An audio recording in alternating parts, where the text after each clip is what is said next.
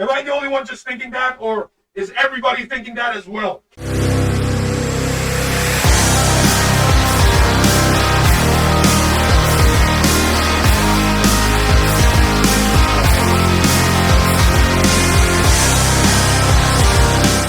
Hello everyone, my name is Anonymous something.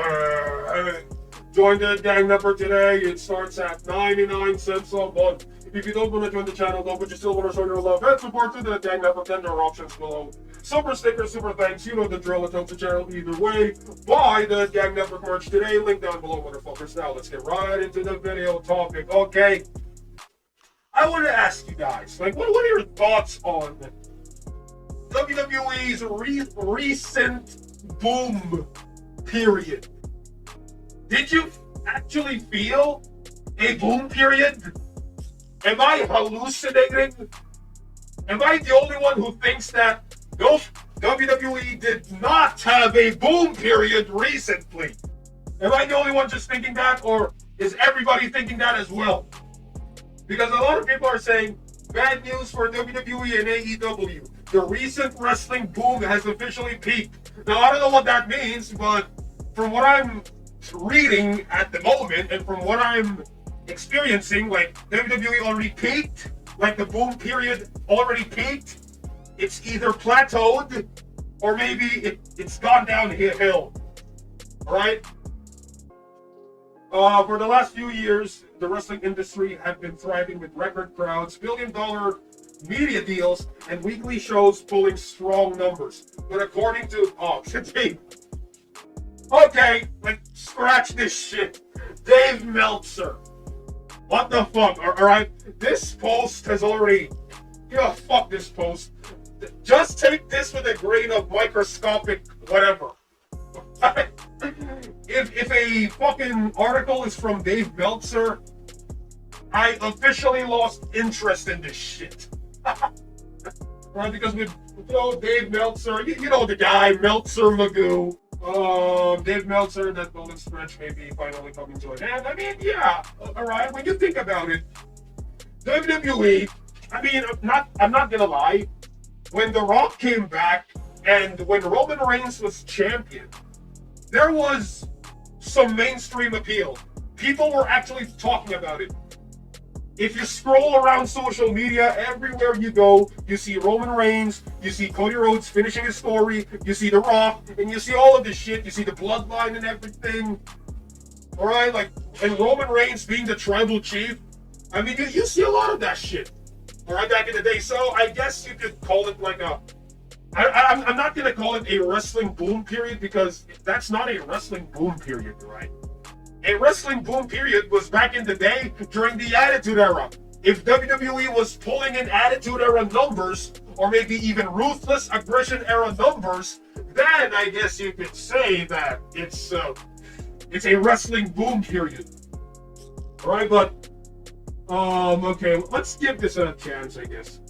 Meltzer broke down the viewership numbers in 18 to, okay, here we go with the 18 to 49 demographic.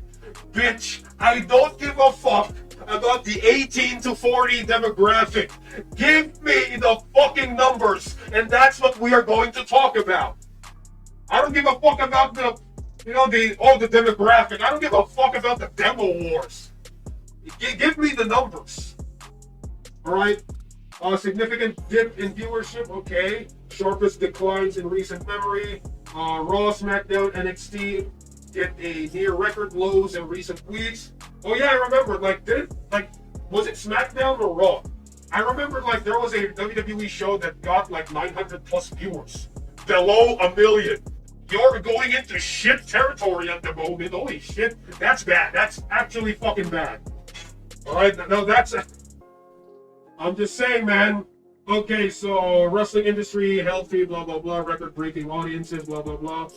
And he said that the boom period that began during Roman Reigns' undisputed WWE Universal Championship reign and the Bloodline era. Yeah, that's what I was saying a while ago. Yeah, I think he's right on this one. The wrestling boom period, boom period, right? I'm not gonna. You know what? For simplistic, just to keep things simplified, I'm just gonna call it boom period, right? Even though it's not really a boom period, right? Behind the boom began during Roman Reigns' undisputed WWE Championship reign, right? Okay, so yeah, I would argue yes, like there were some mainstream appeal when Roman Reigns was champion, especially when The Rock came in, and then the Bloodline, and then his historic title reign, right? Makes sense. Okay, so yeah, the wrestling interest has gone downhill, and I could see it. I could really see it. I could see it with the viewership, people talking about it, the social media scrolls. Whenever you scroll social media, like what's the ratio that you are going to see Roman Reigns in your Facebook feed, Instagram feed, X feed, or YouTube recommendations? All right? There's not a lot. There's not a lot. And I guess a lot of that can, I think one of the contributing factors was the overpricing of the fucking ticket prices with WWE. I think that played a major role as well. And WWE going everywhere. First on Netflix, then Fox, then USA Network. Just make up your fucking mind. Just keep the entirety of WWE in one place. The fuck? Just keep the damn thing in one place. Alright? So yeah, there's no longer like a major interest in WWE at the moment, especially with the pro wrestling at the moment, right? And I could see that with the viewership and the analytics, even with the Hood Gang Network channel. There's not a lot of people who are interested in wrestling nowadays, right? That's what I've been observing. Nick Khan has defended WWE's expensive ticket prices as it makes the brand more in demand. Did he actually say this? Source via TKO earnings call. In demand. How is it fucking in demand when nobody gives a fuck about the product? How is that in demand? Nobody gives a shit. The peak, it's already peaked with Roman Reigns, with the Roman Reigns era. And then after that, the interests for the show, it tanked. Nobody gives a fuck anymore. The interest with pro wrestling in WWE, it's almost gone now. The only people who are watching now is smarks and people like me who only watch the highlights because I need to make videos about it. Alright? Plus, like people like me that needs to, keep in touch with the WWE needs. Capacity continues to be very high. We've increased prices approximately with the market and marketplace. That's for PLEs and blah, blah, blah. So Nick Khan is defending the fucking ticket prices and, it's okay because, we're in demand or whatever. Like, bitch, a lot of people can't watch it. Like, normal, everyday folk can't watch it. Like live. And a lot of people these days, they don't want to watch WWE live or maybe watch the show. They're just watching the highlights, right? Okay, he's a businessman and he doesn't give a fuck about the normal folk, so can't really touch on that. I mean, that's him.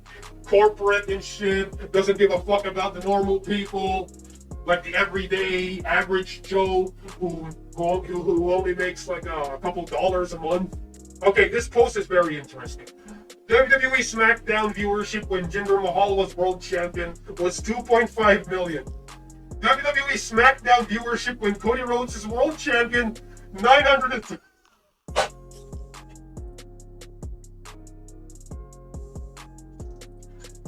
Oh, okay.